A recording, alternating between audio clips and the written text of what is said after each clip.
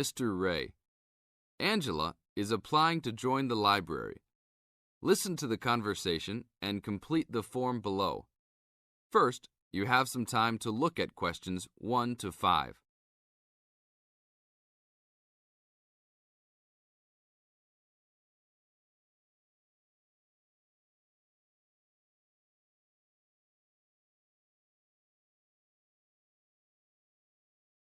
Now we shall begin.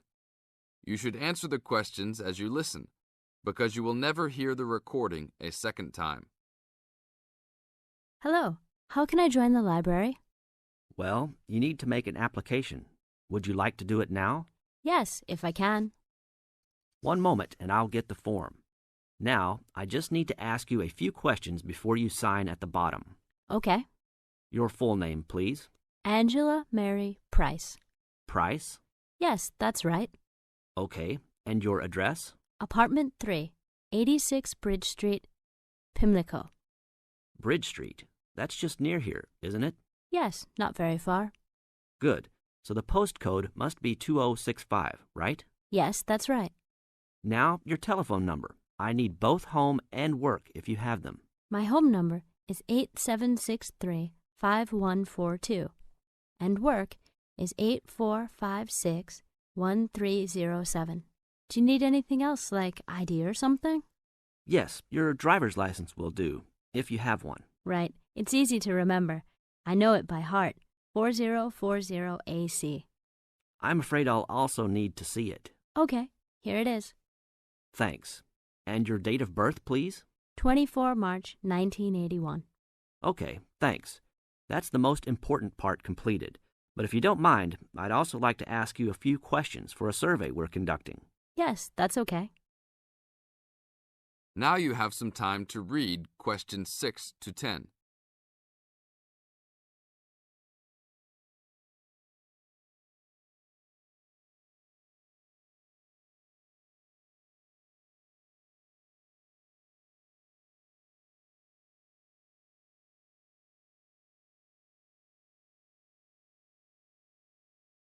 As the conversation continues, answer questions 6 to 10. What kind of books do you like to read? Here's a list to look at. Oh, it varies from time to time, but I always like to relax and learn about other countries I might visit one day. I don't like anything too heavy or serious, unless it's about animals or the environment. I'm not really into sport very much. Anything else? Well, I do like entertaining at home. You know, dinner parties. So I suppose you'll have something for me in that line. The pictures in those books always make me hungry, although they never seem to turn out exactly as they look in the books.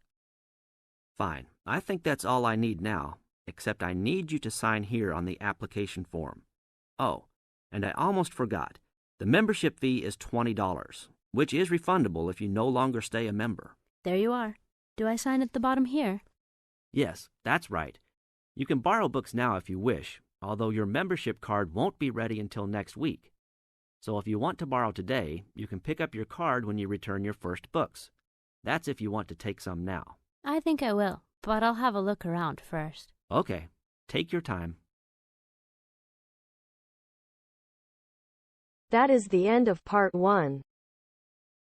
You now have half a minute to check your answers.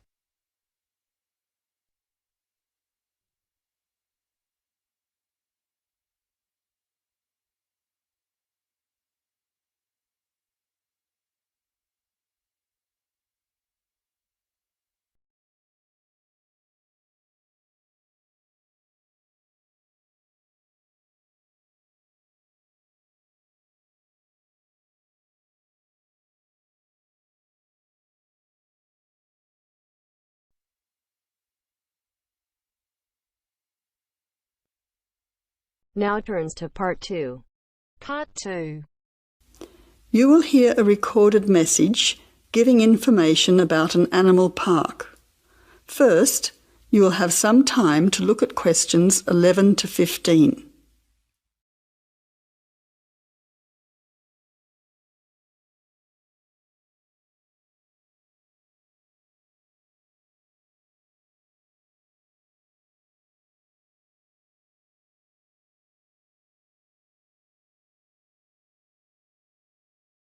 Now listen carefully to the first part of the message and answer questions 11 to 15.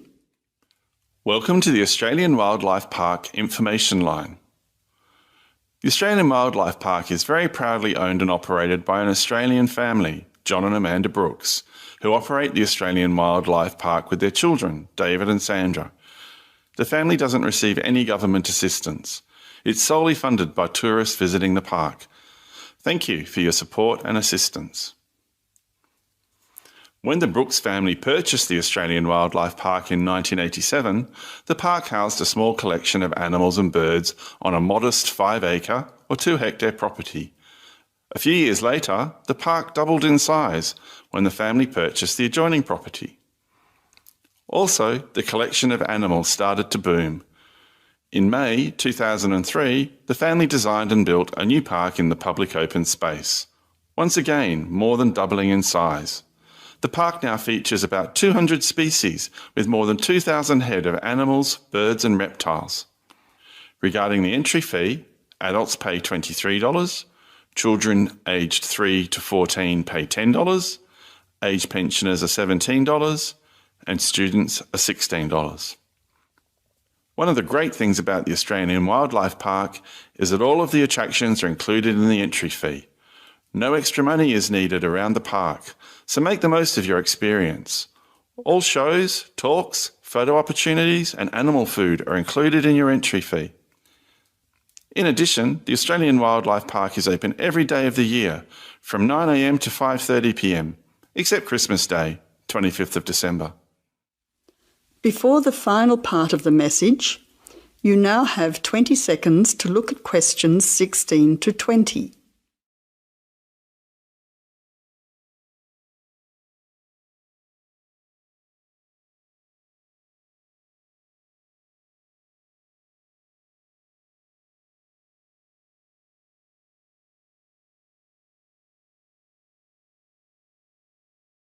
Now answer questions 16 to 20.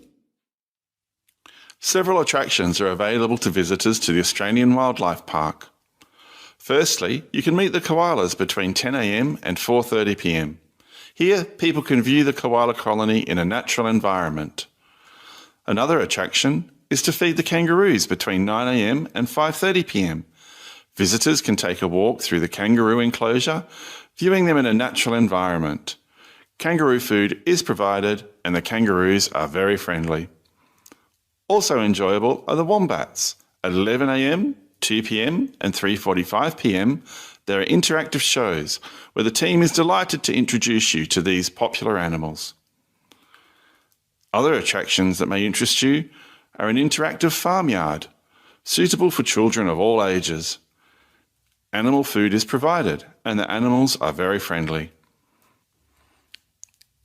In addition, the working farm is where the country comes to town.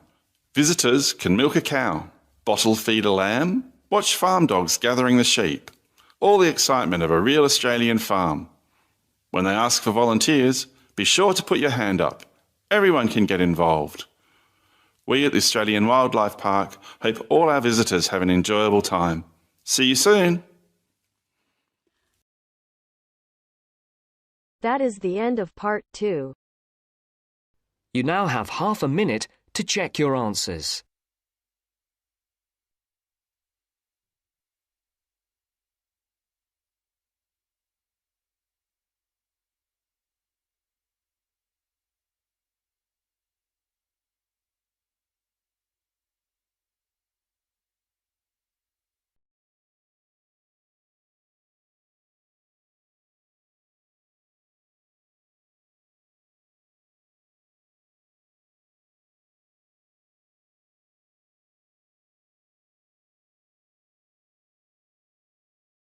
Now turns to part 3. Part 3. You'll hear two university students discussing a social science lecture they attended. First, you have some time to look at questions 21 to 24.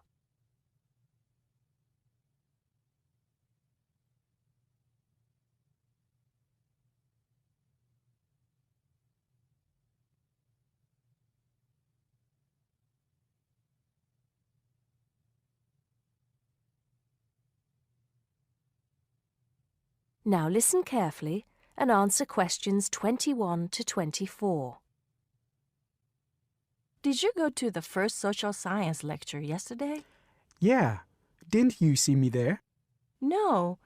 I was trying so hard to understand the lecturer. What didn't you understand? A lot of it, really. For example, he said we needed to study history as part of the course, but I didn't get why. You probably missed it. He said early on that we need to learn from our past mistakes. Right. But he also said we need to put ourselves in the place of our ancestors. Why is that? I think the point is that it's not enough to know how they lived and what they did. We need to know what they thought. I see. And I've written transferable skills in my notes next, but I have no idea what that means. If you study social science, you learn skills that you can use in a job. Oh, right. Is that all? Okay, but why is that? The point he made was that in studying social science, you use a flexible and adaptable approach to learning. Before you hear the rest of the conversation, you have some time to look at questions 25 to 30.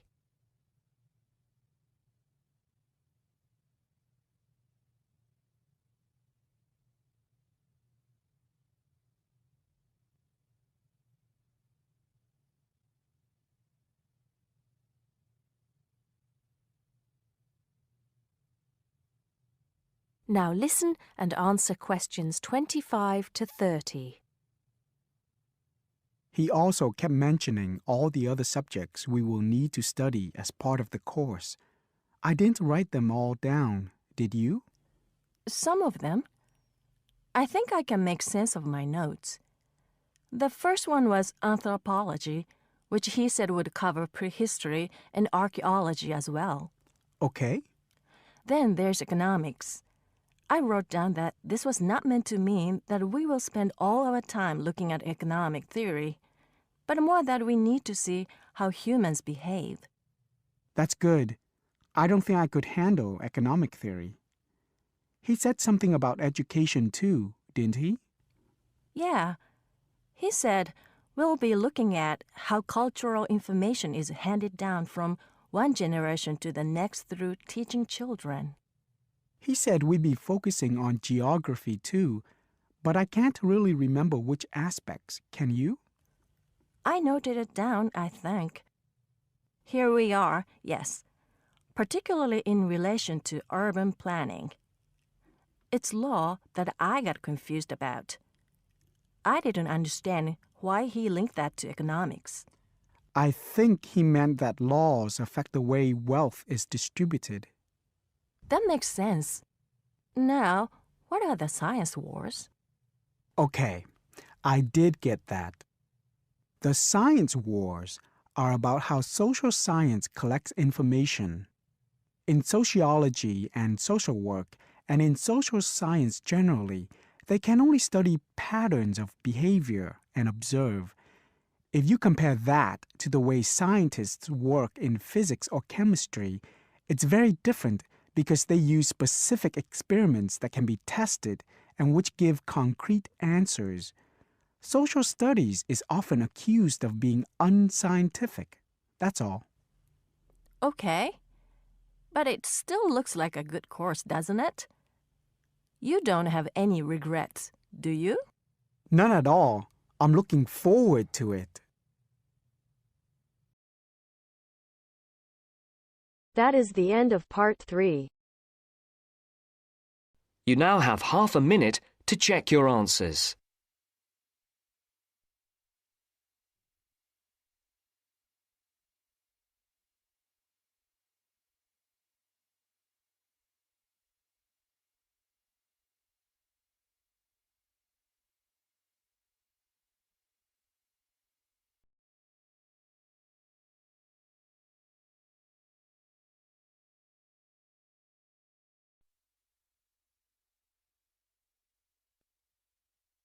Now turns to part 4. Part 4. You are going to hear a conversation between two students about studying abroad.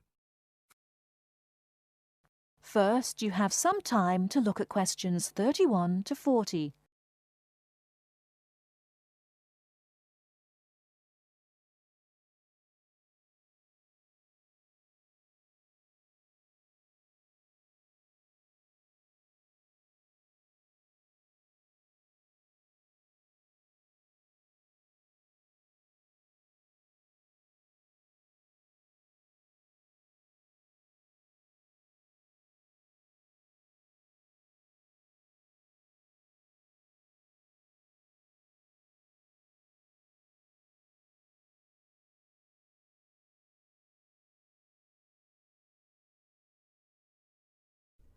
Now listen carefully and answer questions 31 to 40. Hey Mary, how's school going? Haven't seen you in a while. What have you been up to? John, good to see you again. I've been really busy the last couple of weeks. I'm applying to study abroad next year. Really? So am I.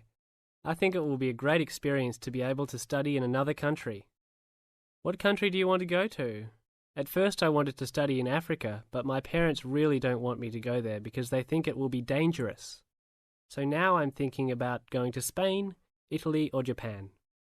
Actually, I think Africa would be a fascinating place. I would want to go there to visit. Maybe not to study, but definitely I would want to go visit. For next year, I want to go to either China or Germany to study, but my parents can't afford any European countries, so maybe... Why China or Germany?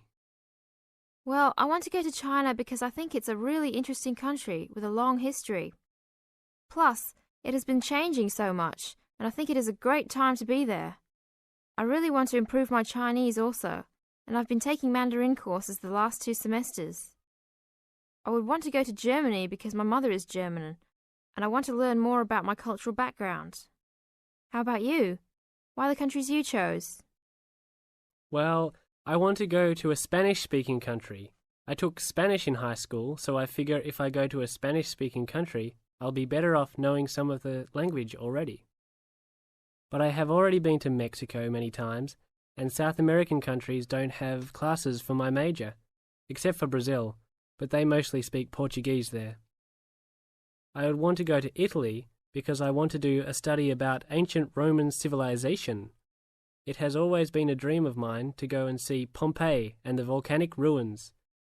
Plus, my family has Italian roots and I love Italian food. I want to go to Japan mainly because my girlfriend was born in Japan and always tells me all of these fascinating stories about Japanese history and culture. I am a big fan of sumo wrestling also, so I've always wanted to see a sumo match in person.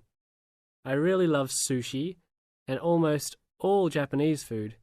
Recently, I have started to watch some Japanese baseball too. But of course, these are all secondary reasons. My main reason is of course my girlfriend and understanding her culture. I don't speak any Japanese though, so that is my major drawback. I think it is much better to go to a country if you can speak the language. That's great. When do you have to decide by? I have to finish all my applications this week. I'm really stressed trying to finish everything, on top of all my schoolwork. I'm almost done with my applications. I just have to finish the Italy application. I think my last choice is Italy, so I'm doing that one last. How long do you want to go for? I think I'm only going to go abroad for 1 semester, or else I won't be able to graduate on time. I have many classes left until I can finish my degree, and I'm not sure if I will be able to take them studying out of the country. I think I might be able to study in Spain because my Spanish is fluent, but definitely not in Italy or Japan, unless they have classes offered in English. I want to go for a year. I've heard that it's better to go for a year because you get a full experience and get a better grasp on the language. But I understand that most people can't finish their degree in time. It was hard trying to decide which country I would rather go to, but I think my first choice is to go to China. I know Germany will be great also. Either way, I will be thrilled to have the opportunity to study there. What's your first choice? I really don't have one. Actually, I think I'm like you. Just being able to study in another country will be great. Either Japan or Spain will be awesome. Italy will be awesome too. But I've been there a bunch of times, so I think I prefer to go somewhere else. Sounds exciting. We'll have to go to class now. It was great talking to you again. See you around next time? Yeah, sure. See you around. Hope that everything goes well. That is the end of part 4. You now have half a minute to check your answers.